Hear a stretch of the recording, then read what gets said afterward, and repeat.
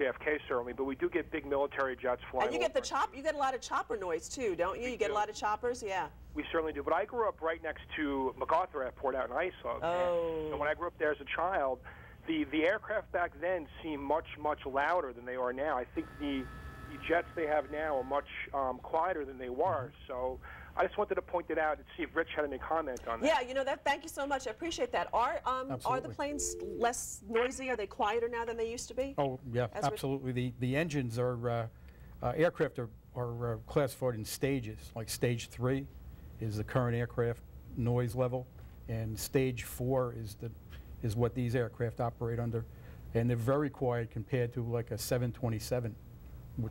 Which was a noisy aircraft. And so what about the new jumbos that are coming out? Are they going to be louder or are they going to be less loud? I would say for the size of the aircraft, they're going to be less noisy. It's interesting about that because the A380 is flying currently, and that is this very large jumbo jet that that has as many as 500 passengers, and it does fly over the village of Floral Park. And Mary Grace has become an expert on this. I have, and I'm very familiar with it, and you are correct. What's very interesting, at 1,600 feet, the A380 is actually not that noisy.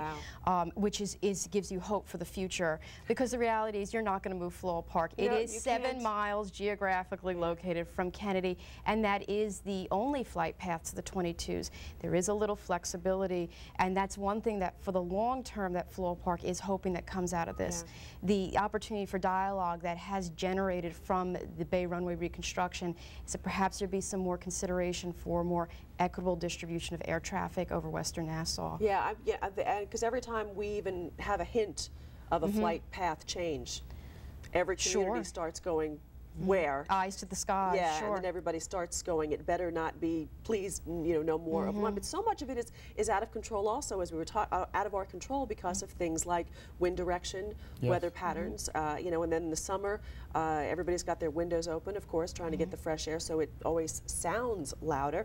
It's just part, Rich, of just living near so many major airports, I think. Yeah, that's the problem. The tailwind component of a large jet is 10 knots.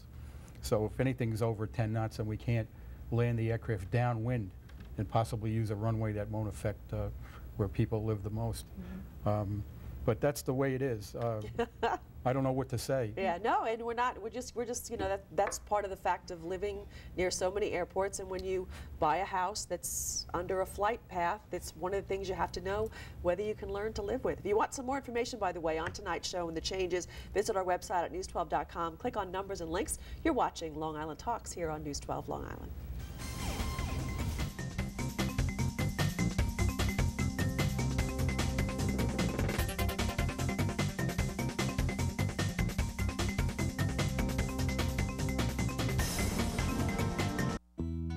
Welcome back to Long Island Talks, and tonight we're talking about the closure of the main runway at Kennedy Airport for improvements. It's supposed to take about 4 months, but that means delays, and that includes delays in the air as the planes are flying around waiting to land, and that could mean a little bit more noise for some Long Island communities who already deal with plane noise. One of those areas is Floral Park, and calling us from there is Cecile.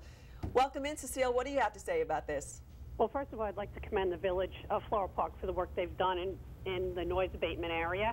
But for example, and I guess my question is for the FAA specialist, is that if pilots are allotted a certain amount of rest between flights, which I believe is 8 or 10 hours, then why should not village residents be allotted that same amount of rest period? For example, this past Saturday, they were flying over at 11, and they were back again at 6 a.m. That's 7 hours. I'd like to know why we can't at least be entitled to that same amount of rest period. Oh, that is certainly a good point, Cecile. Well, let me ask Rich. Rich Wyeroski is a pilot and also a former FAA inspector. Yeah, pilots do have to get rest, but the people on the ground, not necessarily, huh? Well, that's a good question. I never heard it put that way before. Yeah. Operations start approximately 6 o'clock, which is the earliest they start, so they don't wake everybody up, but so there is most people are getting up to go to work. There. Okay. Yeah. But at night, different story, huh? Well, at night, most airports are very, they operate very slowly. Like MacArthur is closed, and so. All right. I want to get one final caller in because Pat, are you there? Pat Nicolosi? Yeah. Hi, Pat's one of the civic leaders in Elmont. You guys are under the flight path too. I got about 30 seconds for you, Pat. You're not worried about this one? Not at all. You know, Lee, we've met with Floral Park in the past. My concern is always safety, safety, safety. I don't want a 747 landing on my roof. So, you know, I see the planes, I hear the planes. I used to live on 224th Street in Laurelton back in 1966. Oh, wow, yeah. When I used to see the pilot and I used to see the people. Back then the engines were loud. They're not so bad today. Yeah. So, but you're going to be watching to make sure they keep this on schedule, huh? I'm worried about safety. That's all I'm concerned about. You know, all right.